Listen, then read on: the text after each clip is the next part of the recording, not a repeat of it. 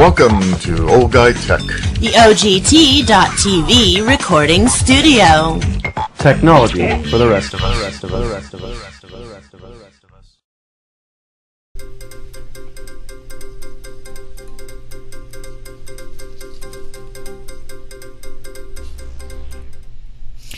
And hi everybody, welcome to Old Guy Tech TV. You're here with Rob Charnian, John Manajastic, and Jonathan Charney down in the corner giving me ugly faces and waves and stuff. And he's saying something now. Now what? Turn on the lower third. Turn on the lower third. God, there's always something that this guy wants. Oh, well, now we can see the phone number. For you, those of you that are going to call in today, the call-in number is 530-621-1210. You can see it at the bottom of your screen. We are going to give a $10 gift certificate to Starbucks to our third caller of the day, should you be the lucky one to call in. And we've got a number of topics that we're going to talk about. If you got the email blast that I've been sending out, hopefully you're not upset that you've been getting so much email, but I really want to keep you informed about what's going on with us and the possible topics that we're going to be talking about.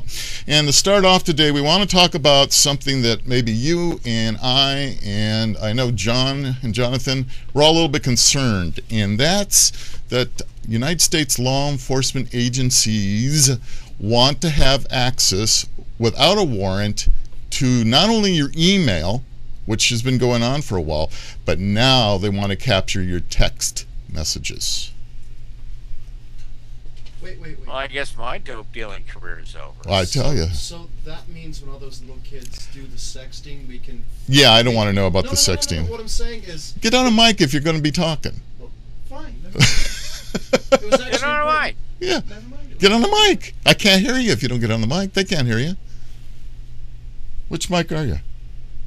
You sound like you're kibitzing, John. Yeah, go ahead, John. So what's your problem? Well, my question is that can the person, I'm assuming, who looks at some of these text messages, are they doing it by algorithm or are they having an individual person? Because if they do it by person, the person who looks at some of these video files are therefore committing a sex crime. Well, okay. Law enforcement's exempt from those kind of things. I understand. But can you imagine being this poor schlub that's got that job, is going to go through everything? No, they're going to use an algorithm. They're going to be looking for the keywords, bomb, Al-Qaeda, that type of thing, like they already do with email. Which if I was doing something covert, I would, put in a text message or... I have a cousin that will remain nameless who was actually a spy. In the early 60s in Germany, because he spoke Romanian, Russian, and English. So I guess what he got to do. Yeah. And he now is, as one would call, very paranoid and a survivalist living on his little lake in Wisconsin. And when you talk to him, it's difficult to talk to him on the phone because he'll just go, it's not a secure means of communication. Right. You can't talk about that. Right. Now he may be over the top, but he's not far wrong. Because when we were seniors in high school, somebody who who was in the band with us, whilst one night I am talking to my girlfriend, is all of a sudden on the phone line because he's tapping the phone. Great. It was the person that stole the Grand Master to our high school. Knew about that. Yeah. Well, all right, Jonathan. You want to say something so bad, he's jumping up and down. Go ahead and say it. Come on, Jonathan. Come on, here. tell us. I was going to say the easiest way to avoid getting caught is just substitute what you mean. Well, they already know that, though. I mean, a grenade could be a banana. An AK-47 might be a Freightliner. They already do that. That's already done. And they know that. No, well, they don't know what those mean.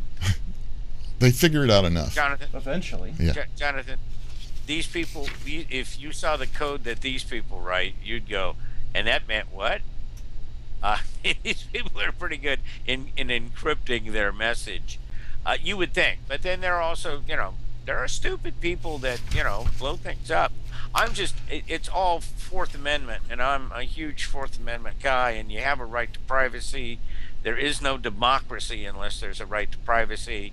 And no, Exactly. there's just no reason. Okay, am I safer because of it? I don't know.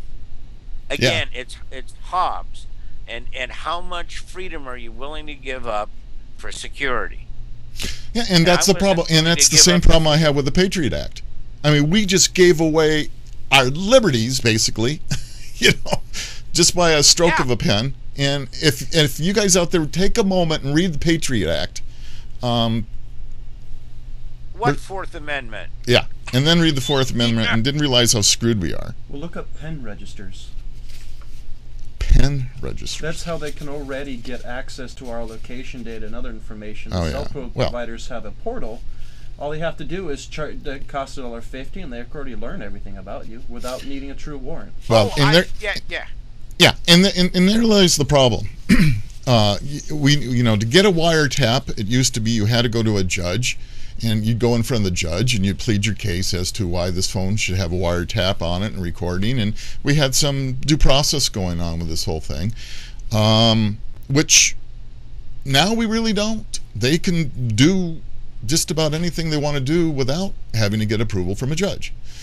How does that make you feel warm and fuzzy? It doesn't make me. I'm not. You know what? My life's open book. You want to come in and look? I have the sheriff in here every month. You want to come and look at my property? Come. But that's not the point. I don't want you snooping into my business. Go bother somebody else. There are certain analogies on that level, and I could. Unfortunately, you opened the door to making this argument that a lot of people. I really don't think the Obama administration initiated the invasiveness, nor do I overtly know that they are that invasive. I mean, remember, the Patriot Act didn't happen under Obama. That was in response to 9/11. Right. I wasn't okay. I was no way okay with that deal at all. And the question is, do you feel safer? I mean, we ended our show with this last weekend. Right. I'm still taking my stinking shoes off to get on the airplane because some total nut job who you couldn't even, that was even not even, securitous in his attempt to set his shoes on fire or one's underwear on fire. So these guys aren't playing with 52. We are then reacting and allowing them to grope search us, make us take our shoes off. You can only have 3-ounce bottles. Yeah. That to me is a violation. I should be able to get on the effing airplane and go within reason. I have to say the most indecent search I ever got, though, was heading into a concert. At least at the airport, they don't really pat you down unless for some reason your name sounds close to somebody on the no-fly list. I went to a concert and got groped by the dude searching me. Well, it depends on what kind of concert it is. I had one of those, little Swiss Army pocket knives that we were talking about this last week. That you had to give up at the Clippers game. The Clippers game. So I'm going, Holman was going to rip the place up with that bad boy. But I don't know. Let's draw. That really we've come up to the point of going, how many billion bullets has the Homeland Security Department purchased, and for what reason? Right, and that was the other subject. Let's finish this first one then, of course. The thought initially on the email, recording email and keeping email records, having run an ISP many years ago, it was there was a limited amount of space that you had to store information. In other words, your logs and the information until the point where you're full, and then you dump them, and you kind of kept going. Well, today with the cloud and so much storage capabilities out there, they can keep this stuff indefinitely, and and it's when you got AT&T and Verizon and Sprint and other wireless providers, they would be required to capture and store Americans' confidential text messages according to a proposal that will be presented to the congressional panel today. And of course, who did they bring in to talk about it? Google, Apple, Twitter, and Facebook, who all managed to gain by capturing all this information anyway. So I don't see how they're really how this the other side. This how it's going to be solved, right? what they're going to do, minus the iOS platform, what they're going to do is somebody's going to come up with a text messaging platform that's completely encrypted. So you know, it's going to be a one-on-one conversation, but nobody's going to be able to track it. Right. It's kind of like what, you know, if you're serious about your security on your emails, you can encrypt your emails and have a public key, and only people that you want to have read your emails can read your emails. So you can do that. Well, you know, because we've already had email-based scandals. Right. Where, you know, and we know that presidential emails and staff emails, et cetera, you know, it's fair game. But I you know, you know, that's a world we live in. You know, there are people that want to do that and do that. Heck, I tell kids at school, be careful about anything you put anywhere. Absolutely. I happen to have in my email, I have emails all the way back to the mid-90s. Call me a hoarder. But there's just some emails that I've gotten from people that I've held on to. So you never know who's, you know, something you wrote could resurface and you go, oh my.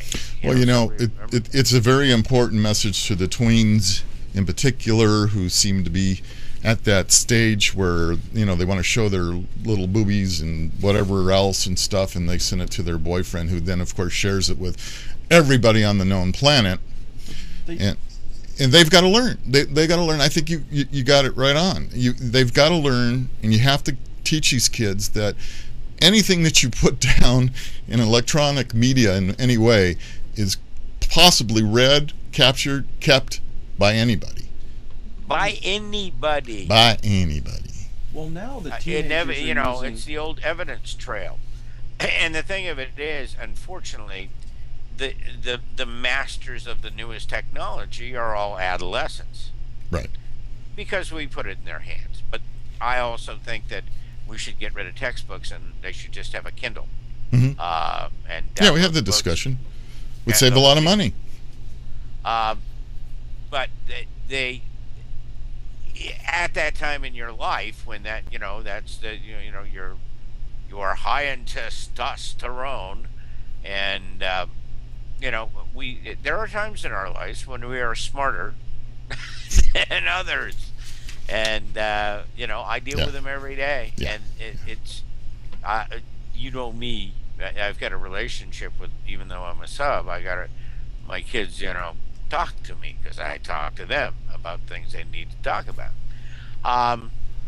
They don't understand. They don't see they don't fully understand their right to privacy. They don't understand privacy because they have no innocence. They've been exposed to so much by the time they hit adolescence, that you know, it's at their, which is too bad.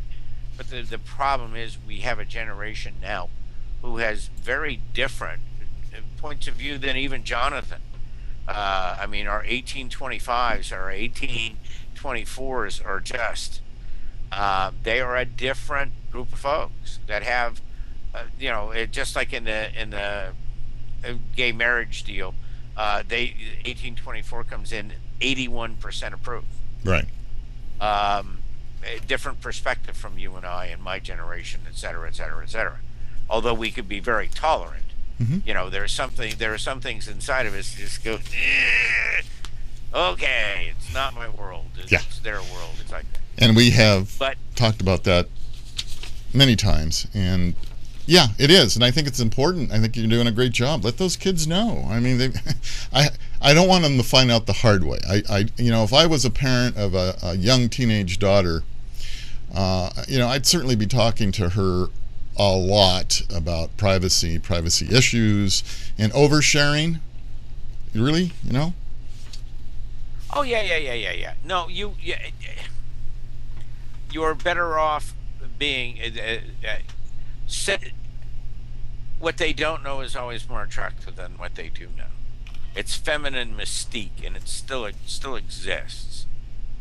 You know what I mean? Yep. I do. Nobody wants it if everybody's seen it, and it's the same way with guys. Sexuality is, again, in that 1824 demo, and the kids is very different. They have a very different view on things than you and I do. And even John, I think, is Jonathan's 27 now. Yeah. No, John's 31. I'm 30. 1? No, I'm 30. 30. He's 30. Well, He's dude, beyond that. He's almost an old remember man. when we were kids, Rob? Don't believe anybody over 30. Yeah. You're out, Jonathan. I was Your credibility is crusty already, John. I was never in to begin There with. you go. So that's the issue. So some of these things, like where you and I are genuinely concerned about them looking at my my texting, at my Right. email. Right. They don't, I think, always understand that that's theirs and it's private. It's private, either intellectual property or just private property. Right. Yeah, exactly. I mean, it's kind of an open world to them, and it's. I don't want them to find out too late. That's my biggest worry for these poor kids, because they're innocent in some respects, and they don't understand the long-term damage. I mean, when you're 14, 15, 16 years old, hey, you're saying, oh, well, 30 years, that's a long time. I think part of it is because these kids have grown up with the DMCA, the Patriot Act, and all these acts that chip away on privacy and online.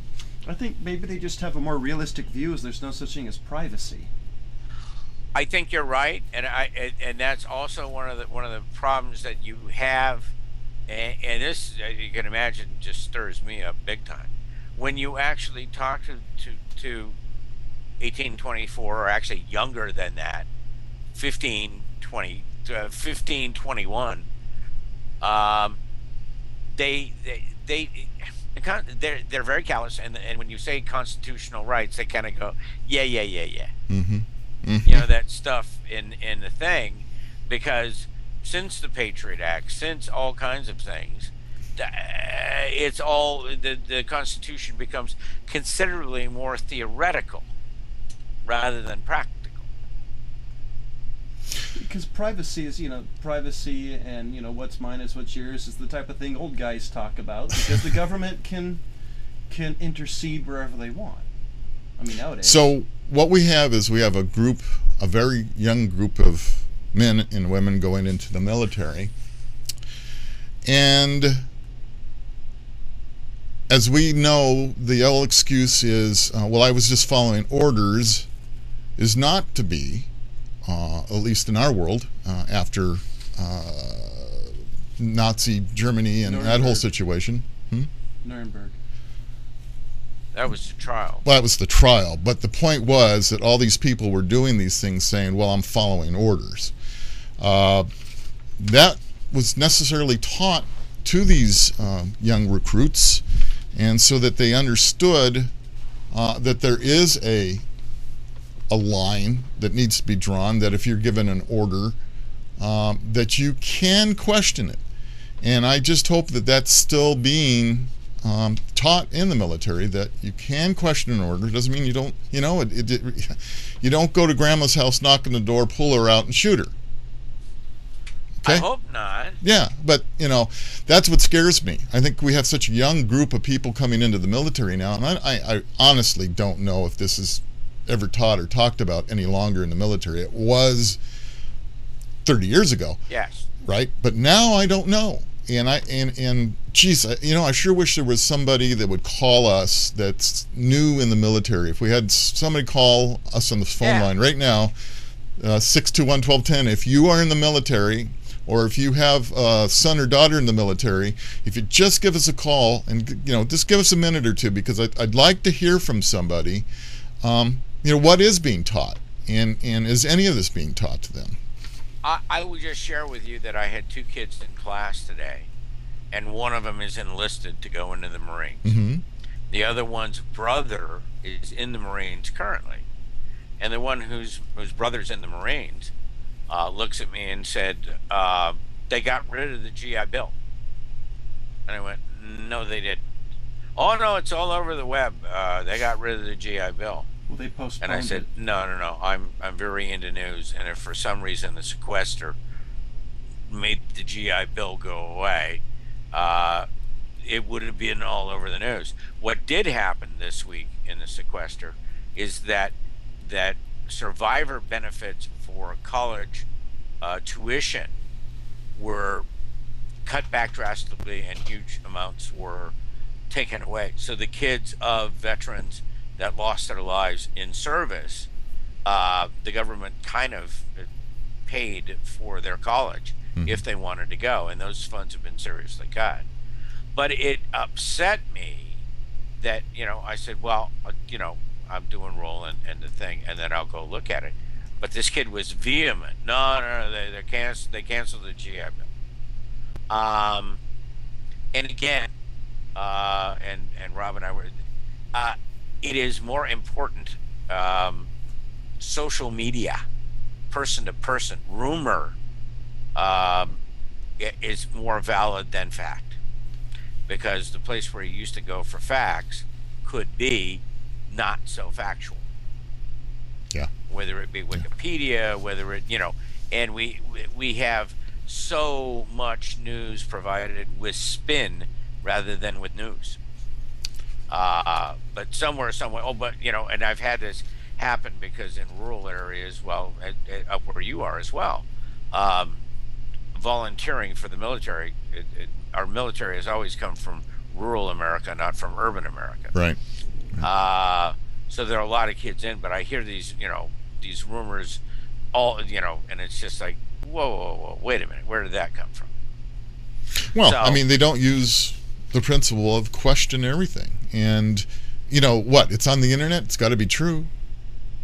Well, the problem is, you hear a news story and you check 4 or 5 sources, and each source has the same thing because somebody on CBS used Twitter to verify it. So, how do you verify nowadays without actually calling somebody? Well, in some respects, that's what John was talking about. It's hard to get right down to the bottom of, what's going on. It was like the blacklisting situation of what I was talking about last week, and that, I was going to figure out what was going on, and I got on the phone and did some investigation of what took place, so that I had the facts, not just what was coming out on the internet. Oh no, you do have to. But the thing of it is that it's very difficult, as you well know, to get people to sit down one-on-one. It is much easier to hide, right? To shut yourself off than it used to be. Because we worked in office environments. You would be, it's just a very different world. And as I said to, I've had students who we need to go back to, and I said, well, we may need to, but the fact of the matter is there is no going back. And you have to work in, ways that are reliable. And unfortunately, your friends are not reliable. I mean, some people can just make up a story, and because there's no way to refute it, it just becomes a story. Oh yeah, and it's something that's been happening forever. I mean, plagiarism, and it's one of the reasons that they don't want kids to have phones at school, because rumors start, and the school, by the time they catch up to it, it's rampant. Yeah. Well, so there you have it. So let's hope somebody with some intelligence stands up and does something here. They're not asking me to the table. Let's put it that way. If it's my responsibility as a teacher, or if it's our responsibility in what we do here, question authority. Authority is not absolute. Now that, and that has come around to, you raised Jonathan. There's points in our life where you don't know anything about anything, man. Why should I listen to you? Well, the thing of it is, there are all kind of respect levels and things that we're unfortunately have eroded out of our society, because we have to work so much, we have to do so much, we have to be so productive, and it's sometimes why I like Australia or other places, because in other parts of the world they work to live and we live to work, and so some of that family structure, some of that stuff is just starting just reform. I see it in transition. I don't see it as settled yet as to what you're supposed to do and how you're supposed to do it. I was going to say, I didn't think my dad didn't know nothing. I was just questioning everything he thought he knew. Well, there you go. You still do that. Mm-hmm. Because you taught me to question everything. So I'm questioning you. I wanted to. You said you want to be a part of the show. Get on camera, but no. He wants to sit in the corner and just I like being the voice. Yeah. Well, because it's like I don't want to be one of those old guys. Yeah. Heaven I don't forbid. want to be seen with the old guys. Those old guys. What do they there know? You go. So it looks like not only are the right wing so-called nut jobs like me and left wing so-called out of your brain people like some other people out there are finally questioning why is Department of Homeland Security buying so much ammunition. Now, we've been battering this around for a while, and I have some inside information because I've got a couple of friends that work for ATK. It was one of the major ammunition manufacturers.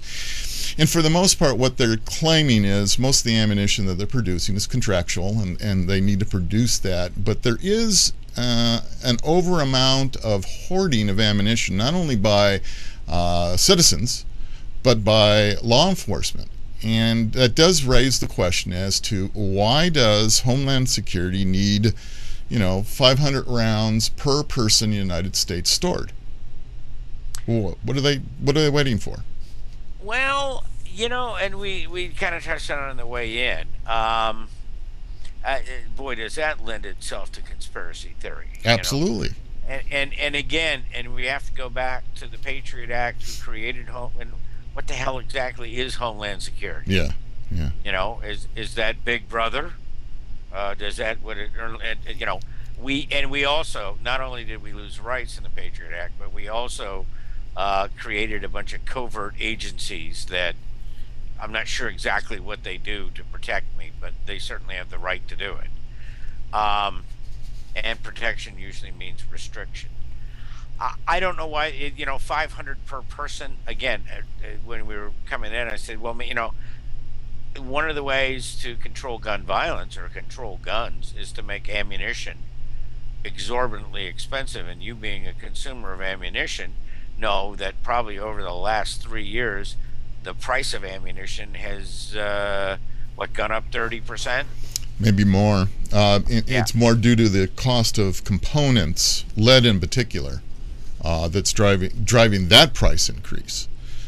Now we have a price increase because everything's becoming, for all the manufacturers, it's harder to get lead, it's harder to get brass. It used to be a program with the military that all the brass that was left over was sent to United States recycling centers to be recycled and reused. Last I heard from supposedly those in the know, all our brass is going to China.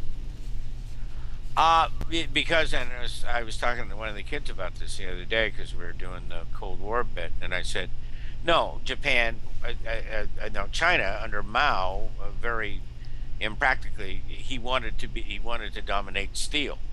Now China does, as we both know. Right. They make most of the steel.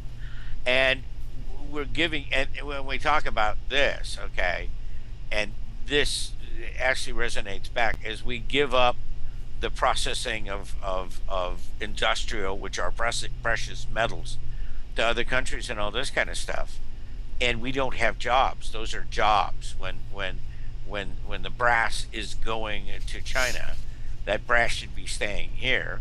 And when we had a full military, they would pick up all the bloody brass and either recycle it or reload it. Yep. So this spike in Homeland Security ammunition, did the U.S. did the armed forces in the old days, when there used to be armories and the military, our organized conscripted military, had bases and armories and places to put, and yada da da da da da, on and on and on and on. We shifted. It has shifted. So now this Homeland Security thing stores as much and purchases as much ammunition as the Army used to have. I mean, in the interim between World War I, World War II, and post World War II, and the Korean and Vietnam, etc., the military was the one that stockpiled billions of rounds of ammunition. Right. Which, by the And- way, they have a civilian program. It still kind of exists, but Obama's trying to put the squash on it. There's a civilian program that you can qualify with a military-style M1 Garand, in which the government would give you that rifle once you qualify, and ammunition. All you had to do is learn to go out and shoot it, and the government would give it to you. How about that?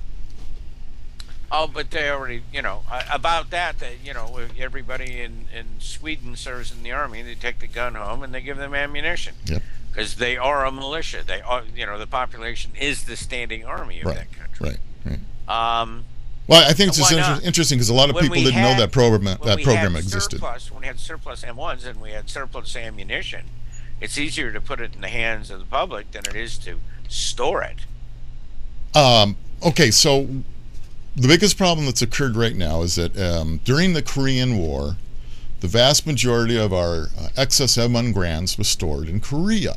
Okay, well, Korea is sitting on, I don't know, 500 million M1 Grands that they want to get the hell out of there and back to us, and that would be 500 million? yeah, they got just a huge stockpile. It's incredible, and then, that's parts and stocks and it's everything, and they want to ship it back, and so that we can refurbish this program.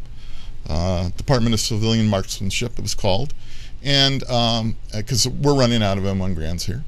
Obama administration stopped it, said, nope, you're going to have to hang on to them. We don't want them here. Well, they've finally taken some kind of anti-gun thing. And that's that. If you finally say, oh, screw it, let's go back to the Cowboy Society, then send the Garands home, give everybody an M1 and ammunition. Yeah. Level the playing field. It's semi-automatic for what? 8 shots? 6. A 6-shot clip. Yep. But I'm sure we could make a larger clip. It would have a heating issue because of its age after a while. Yeah. You'd have some liability. It's a top feed. There's no way of making a removable magazine on that particular gun. But your point is well taken. I understand what you're saying. It's just interesting how much we've changed in mentality as far as that goes, because that was something that's been going on since the Korean War. Well, the government doesn't want civilians armed. Well, apparently we didn't care so much about it, and somebody said this is a good way to read it. The American people have paid for these effing guns in the first place. Let's give it to them, teach them how to shoot it, and they wouldn't want you to know how to shoot it or how to. We need the draft. Bring the Garands back. We'll train kids. That's it. What is it? Conscription. Yeah. Duh. Let's, whatever. Army. And girls would go too. The Israelis would like us better then, so that wouldn't be such an issue, because men and women all train and serve in the armed forces. Yeah, Dr. Ruth was a sniper. Dr. Ruth was a sniper. That's right. She'll blow your effing head off. That's right. Yeah. Little woman with a German accent. Right. Anyway, but I don't know why they're stockpiling. Yeah, I think that this amount, and you would be much better on this than I would, but I suppose when we had military bases and all that kind of stuff, there was at least that much ammunition being stored. Well, we have to stockpile ammunition. I understand that, but I guess the question is, the ammunition is just not going to the military. We're militarizing our police forces is what we're doing. They're getting military weapons, military equipment, military APCs. ammo. They're getting stuff. Yeah, they're getting tanks. They're getting So we're militarizing our police forces. But we're also, and that's what's so funny, that Obama would be involved in this directly. As a policy guy, and what we've seen over the years, he, unless you want to believe the far-fetched story that he's going to suspend the next election and, entrench himself in the presidency. Nixon, it's Nixon all over again. Well, no, they're going to, but the those scare tactic ads on the radio and We were right about this, and goddamn it, you're gonna. The fact of the matter is, if that's what's going on, then flip the switch. Let's go to the revolution now, because you don't want them to get any more of that. And yes, a police force, and as you know, because it all plays into one another. I mean, now you light up my conspiracy theory, but as police departments become shorter in budget, right, and they won't come out for a burglary, they barely roll for a traffic accident. They have non-vital, meaning non-lethal departments that take care of things like that and make sure the paperwork gets. I mean, the stupid thing I think I told you at Christmas, I accidentally at 0 miles an hour backed into a Bakersfield police car in the lot of Walmart. It then ensued into an hour and 15 minutes with me, of course, giving them my registration, and I had to prove up that I was legal.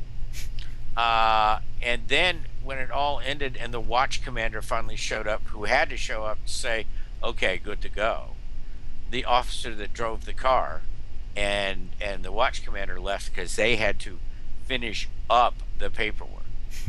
What was I heard in Detroit, it takes up to 45 minutes to 2 days to answer one call. One of the things that is kind of sad that's happened with law enforcement is there used to be an ability for a citizen to become a volunteer and actually become a reserve deputy. Right. They used to have that program. And because of lawsuits and legal situations now, it's virtually disappeared because the only way you can do it is you have to have gone through police officer and standard training. You must go through that whole thing to be even considered to be a law enforcement officer. And so we've lost a whole bunch of volunteer forces that the sheriff's departments and the police departments used to have. They used to have a lot of help. They used to have people that could come in and help write reports. There used to be people that could double up in a car so that you're shorthanded. You're paying one person riding the car, and you got a volunteer in the other car, and you got two guys out there with eyes. I mean, that was a great program. It's kind of sad that it's all gone away simply because everybody's afraid that you're going to be sued. And well, that's why I mean, there was a chip off the bumper of the car like that big. Yeah. But because I could have, terrible neck pain and be paralyzed within 36 hours of making. They had a CYA. I mean, they just had to. That's too bad. And you know what? I have to tell you that digitization, this thing that allows us to communicate like that, also makes records accessible. Again, things are electronically kept. Right.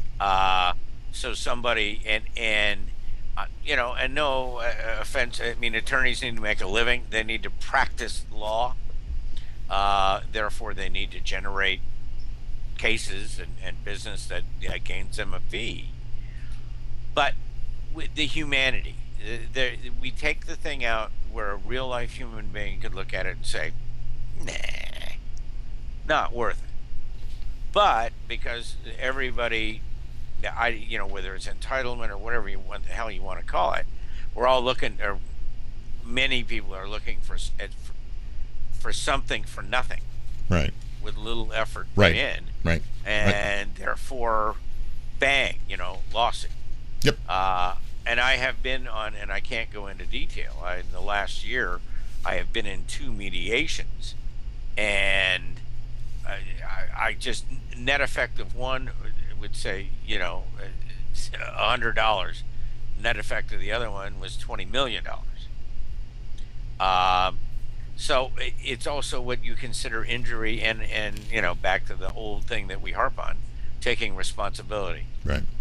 You shift it, and even in one of these cases, I said one of the reasons they abdicated so easily is because they'll subrogate against the state or the city, the deeper pocket, and they'll become whole. Right. Exactly.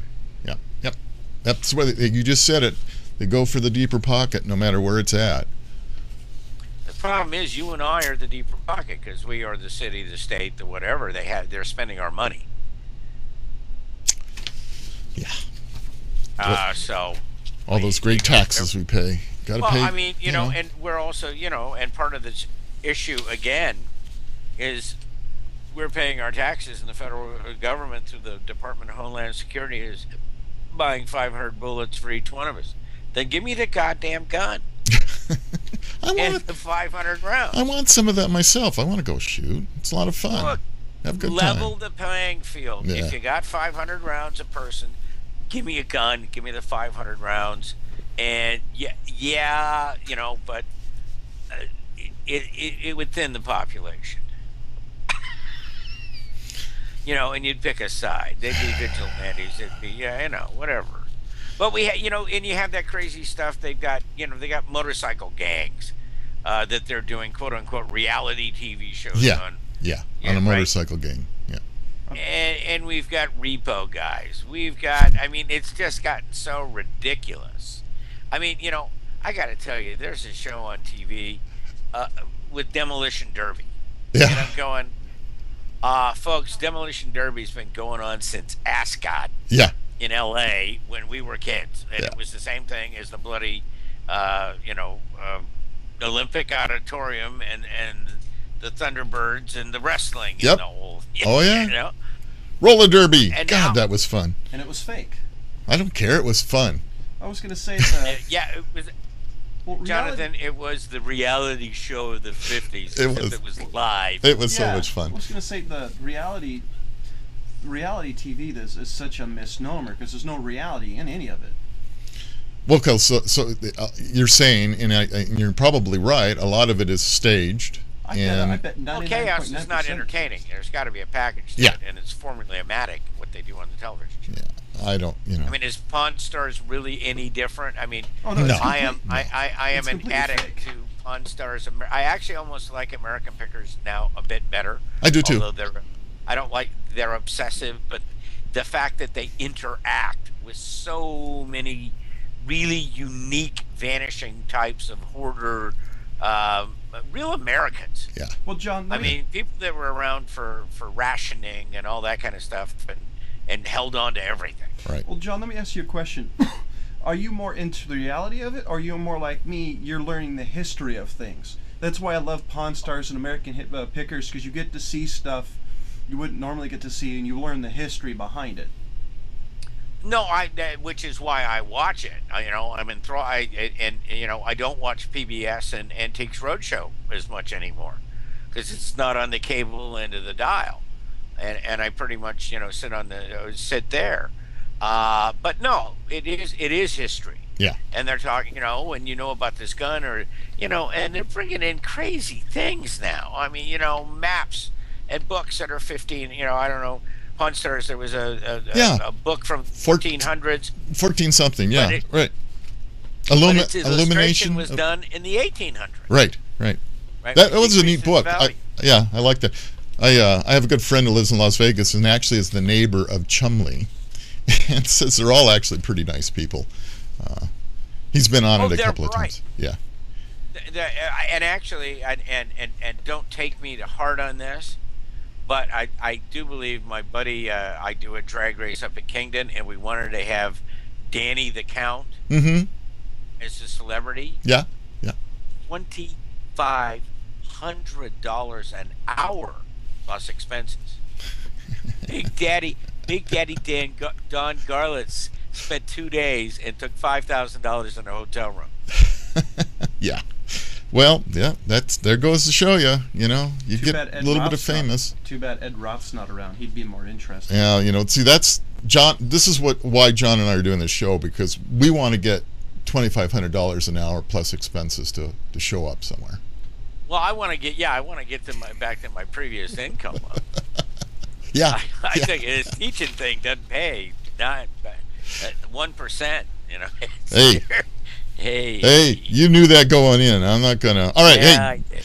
Homeland Welcome to the Security. Since we're 99%. talking about Department of Homeland Security, one other thing that crossed my attention, and I put in an email, was DHS questioned over decision to let Saudi passengers skip normal passport controls.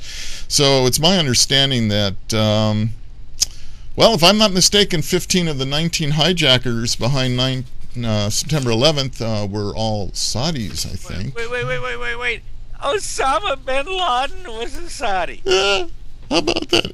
And now we're going to let them pass through with their passports, and they don't have to get their underwear checked anymore. They can just walk on in. Let's go directly to the conspiracy theory. Okay, number one, we get the majority of our Middle East oil from Saudi Arabia. Mm-hmm. The Bush family have been friends with the bin Laden family. Prescott Bush was one of the first people in Saudi Arabia with British Petroleum a zillion years ago. And I don't want to make it all bushy, but I mean, and if you don't know, you can Google it. It's a fact that H.W. Bush was at the bin Laden's home on September the 11th, 2001. The Saudi relationship with the United States is solid, it's secret, and it's sacrosanct. And they want to be treated different because there are oil guys. So, corruption is absolute. So the Saudis say, well, we don't want you to look. So they don't. Yeah, well, interesting enough, it's called the Global Entry Program. And here's the countries that we let participate. This is kind of interesting. This is all we let until now. Canada, Mexico, South Korea, and the Netherlands. That's it. Nobody else. No England, no France, no Italy, no Australia. No Australia. All our other allies. No. You still got to get your underwear checked. But hey, you know what? Those Saudis, those guys want to come in. Let's just let them go. They're all right. Yeah, they're fine. They're giving us the juice. I know his mother. It's okay. Man, I tell you. It's, folks, I got to tell you, it's so corrupt any longer. There is no standard. Across this line you do not go. Okay? So the line moves. We always knew that, but we always hoped.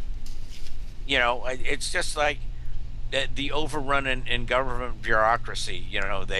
They make a law for your brother-in-law who just got hired, or they bend the rule permanently. And the thing of it is, at the time, in the moment, it was the right thing to do. The money was there, whatever. But in the long term, it just totally destroys the system. It's just totally. I mean, I judged a debate, a high school debate on Friday, and the two debaters that lost, that were in the negative, not the affirmative side of the argument, on the bullet train, which I have a soft spot in my head for, and I'm one of those people that say, well, you have to do things you can't afford over the long run, because I know what oil is going to cost, et cetera, et cetera, et cetera. But the better debaters lost the debate because in their first 8-minute statement, the kid looked at me and said, "It will destroy agricultural land, will decrease our resources, and due to the scarcity of resources, we'll go to war." And I went, that is far too. That assumption is just way too much for even you, huh, John? If that's the primary thing you're going to build your argument on, I'm sorry, you're going to lose. Oh Lord. Well, they tried, I guess, but this whole thing with Saudi, it just drives me crazy because, weren't they, after 9/11, weren't they we were supposed to look at every one of them very closely coming in here? I mean, how do we go from enemy to friend just like that? Well, they've always, it's just, they look like the enemy, and they might very well be the enemy. The problem is they're the ones that we buy the oil from. Yeah. Yep. There we go again. We're back to that, aren't we? We're probably a debtor nation to them. I don't know. We right now we're producing more domestic oil and petroleum products than we have in things are changing. Years. Yeah, things are changing. We definitely are starting to produce more on ourselves, and we are looking at alternatives, which I think is important. We're exporting. Some of this high-priced gas is the fact that we are exporting, and we don't use. One of the reasons we buy their oil is we don't want to use our domestic supply, and part of it is Chevron and everybody going, when it gets to be $10,000 a barrel, we'll drill, baby, drill, and we'll make more money than as nuts as it sounds. Why do we have all these? I mean, I understand that the reserves in Alaska that we are not touching would provide all the fossil fuel for the United States for 100 years. I heard something very similar to that, or close to 100 years. Yeah, I don't know. On the good news side is maybe it is driving some of the alternatives that we need to look at. I mean, we can't stay dependent on fossil fuels forever, and you and I are going to be gone, long gone, and out of the equation anyway. But, it's 100, 200, 300 years from now, we got to start getting this technology going and start depending on some of the other things. I mean, I think I told you I got this little electric car. Did I ever tell you about this? It's called a GEM. It was originally made by Chrysler. And, it's a great little car. It's legal on the streets up to 25 miles an hour posted. I can zip around town to the post office in this thing. It's a death mobile if I ever got hit by a car on the thing. But there's an alternative. I mean, there are other ways of going. Well, and part of it is, the whole reason I got in this accident, because there was a great big, when I got rear-ended by a guy in a lift-kitted pickup truck, right. And I'm going, I understand where I live, but the question is, do you really need that? Do you need to drive it around on the streets at 60 miles an hour? And part of it is, we have degenerated into, and this is, we're right at the end of last week, the lack of civility, where I got a bigger truck, I gotta have, family size is smaller, but SUVs are bigger than they ever were. You know what I mean? Yeah. Matter of fact, last night on Top Gear USA, they took SUVs from Paso Robles to Mammoth Mountain. It is so a part of our culture to have these great big honking huge vehicles, and they're not something that's auto art like a 59 or a 60 Cadillac. It's a great big box, and God, some of them have 454 turbo. I mean, I've seen stock SUVs at the racetrack go 13 seconds at 115 miles an hour. I know. Yeah, it's like And they came off the showroom floor. Who's paying for the gas, brother? Yeah, well, if they want to burn it, they can. Anyway, I thought that was interesting about the Saudis being allowed into this global entry program when all the rest of our allies, like Germany and France, Israel, kind of has a deal with us, I understand. But I just wanted to bring that up because you don't hear a whole lot about that piece of news. And we're about, 5 minutes to the end of the show. So let's talk about something that, John, I mentioned to you and you hadn't heard of before, but it's been around for a while, and it's called the Knockout Game. Okay, we're going to really switch gears here. So, what is the Knockout Game? And folks, I'm going to tell you what it is, and it came from a reliable source, multiple ones, and let me tell you what it is.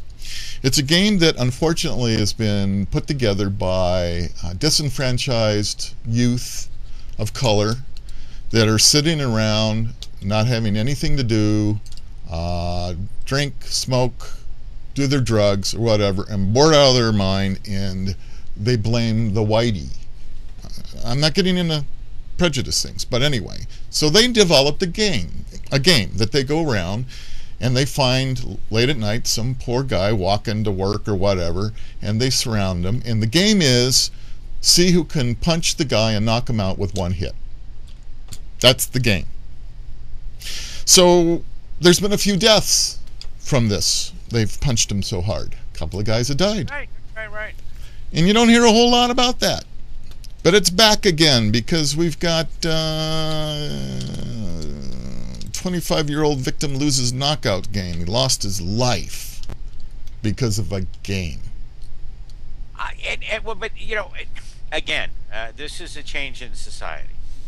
And I will tell you, at least where I live, that kids of middle class families that are going to high school, they literally get in fights with one another. Friends get in fights to see if they can beat up their friends. Now, I don't know if it's testosterone. I don't know if it's the athletic program. I don't know what it is. But the civil thought that one does not do violence on another human being unless one is threatened it's just going away. And of course, their ethnic, it wasn't a good idea to walk through Watts in 1965 or in 1971. I mean, Yeah.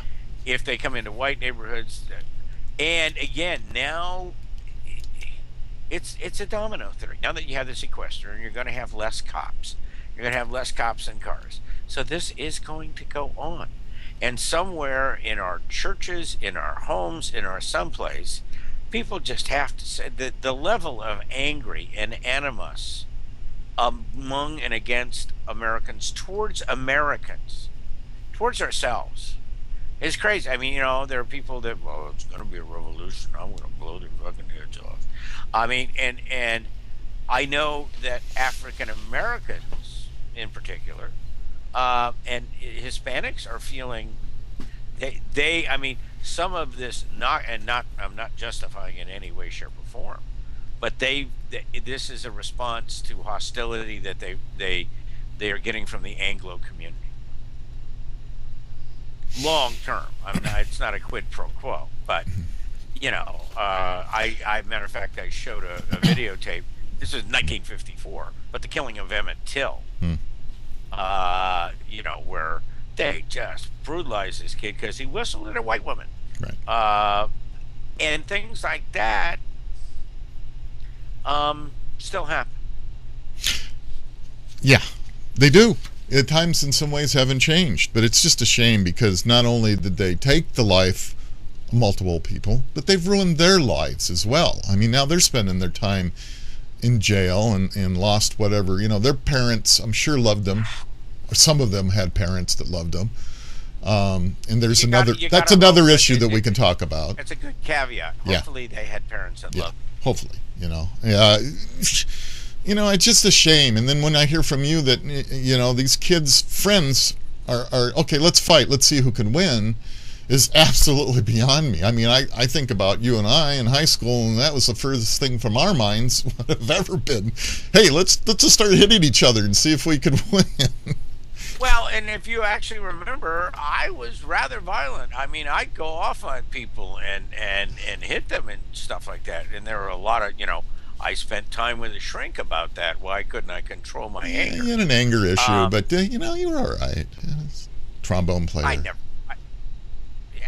But there was that one guy at Santa Monica College I picked up by the throat. Anyway. Hey, I'm not saying that some people don't deserve it. I mean, I'm just making a game. I'm talking about a game, John. Different than just life. I'm talking about this as a game. Right. I mean, it's. I don't have an anger management problem. I just have a lot of people that piss me off on a regular basis. But no, I have noticed it. I noticed it when I was in Australia, that they had a higher aggro. People would punch somebody out. And I look at it, and you look at it, and you go, Jesus, haven't we haven't we evolved past that? Yeah, hopefully. But I have boys and girls that will go to blows in high school. What are you going to do? I had a couple of kids messing around today, and I said, hey. They looked at me, and I said, the last thing you want is for me to come over there. You don't want that. It's about that time, Rob. It is. We managed to knock out an hour, and we had a lot to talk about, and I think it was a fun evening, and I want to thank Jonathan Charney for chiming in every now and then. He's shaking his head no. What? Really? You had to end that the way you did? What did I do? What did you do? Knocking What out. did we do? Okay, I got it. Hey, he caught the pun, all right? So We went from knocking out game to knocking out a show, which we've done, but it's a little different.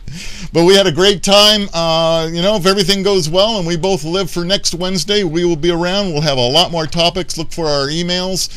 Once again, I'm sorry that you guys decided not to call us. I know that the phone is working, but disappointed. We'll keep trying, and hopefully you enjoy the show. I have been hearing from people, very interesting this week, John, just so you know, 3 different people that I didn't really know came by and said, hey, I've been watching your show. I kind of like it. Hey, cool. You look at it this way. Click and Clack, the Tappet brothers, didn't have any calls initially. Yeah. So we're going to, maybe next week we do cars. We'll Yeah. diagnose cars over the phone. It'll be okay. Yeah, we'll do that. I don't know. Maybe we just need to piss people off a little bit more to call. That's what we need. That's a secret. Well, as you know, that's not hard for me to do. No, it's not. We'll let you do want me that. to go up a notch. So next week, look for John to piss people off, and I'll be here just watching and laughing. Thanks for watching the show. This is Rob Charney, John Majestic, Jonathan Charney for Old Guy Tech TV. Thanks for watching. We'll see you next week.